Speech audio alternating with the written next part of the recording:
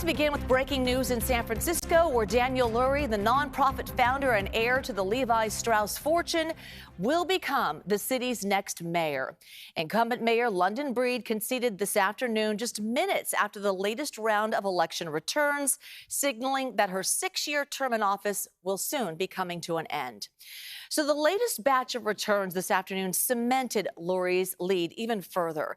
There's still 143,000 ballots left to count, but so far he's winning 28% of votes in the first round of voting. Breed has 25%.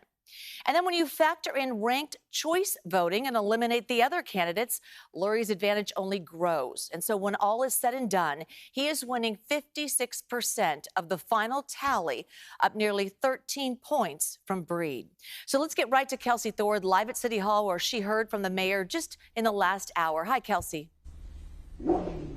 Hey, Juliet. Yeah, the mayor came out in her office here, I would say maybe just over a half hour ago, to address reporters and concede in this race. It was a Mayor Breed that's probably much different than we have seen in the past. She was much more soft-spoken. You could tell that this was a hard speech for her to give, but she talked about how being the mayor has really been the honor of her life. She talked about growing up in this city and ascending to the mayor's office all the way back in 2017. She highlighted her work during the pandemic, specifically during the very beginning of the pandemic when they had to lock a lot of the city down to stop the spread of COVID. But, you know, this campaign, as so many people in the city and really across the Bay Area have seen over the last few months, has been a tough campaign. It has been the incumbent versus over a dozen candidates, something that has cost a lot of money from so many different candidates. There have been a ton of attack ads throughout the campaign. She had some stiff competition from not just Daniel Lurie, but several of the other candidates in this race. And that's something that she was asked about by reporters here, how this campaign impacted her and her thoughts about running that campaign. And then the results we've seen now that the votes have been counted and she has conceded the race. Here is a little bit of what she told us.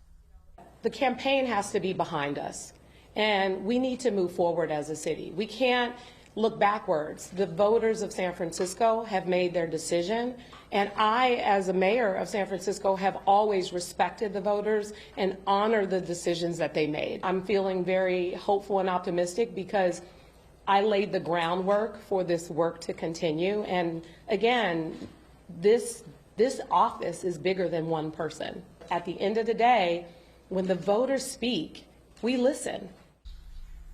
The mayor said that she formally called Daniel Lurie earlier today and conceded the race to him. She said that now, in the few months that she has left in office, she's going to focus on a smooth transition from the Breed camp to the Lurie camp. She says, though, she is still in office for a couple of months, so she's going to continue to govern. We did try to ask her what her plans are once she'll be out of office. She didn't answer those questions, so it's unclear what will happen after that. But she says for now, she is focusing on this transition. She, of course, respects the will of the voters and will do her best to govern Juliet over her last few months. Yeah, she did say that a number of times. She does respect the voters and will have a smooth transition. All right, Kelsey, thank you so much for that. So Ann Makovic has reaction from political experts on what we might expect from the new mayor-elect.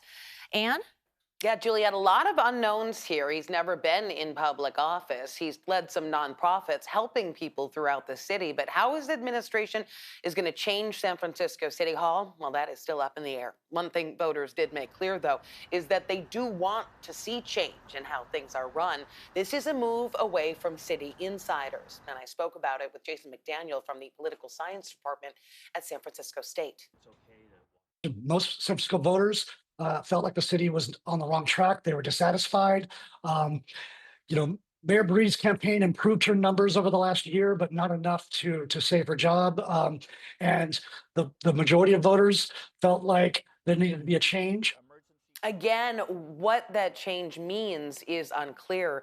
McDaniel says that it will largely depend on the people that Lurie picks to surround him at City Hall. There will be likely a more moderate lean in the Board of Supervisors. So Lurie's going to have to pick his allies and learn how to make things happen here and elsewhere. especially in an era of another Trump presidency. The idea that San Francisco voters are going to be looking to their mayor for leadership to fight for them against a federal government that might very well target San Francisco and has in the past. And so whether he can cultivate relationships at the state and federal level, that will be an open question. I doubt it will be a loose cannon and it'll be bad, but he will definitely be learning on the job. And this is not an easy or entry level job. And some of those seats on the Board of Supervisors are still too close to call. We're going to continue to follow all of this as more votes are counted. Juliet. All right, Ann, thanks so much. Our field crews are out there getting a lot of reaction. We just caught up with former San Francisco Mayor Willie Brown. He says all the top contenders were qualified for the job, but his biggest concern is how the new mayor will handle working with the White House. I just hope the new mayor will be able to establish a working relationship with the new administration, so San Francisco will be able to get all the things it is needed. This echoes Governor Gavin Newsom's concerns. The president will withhold funding from California.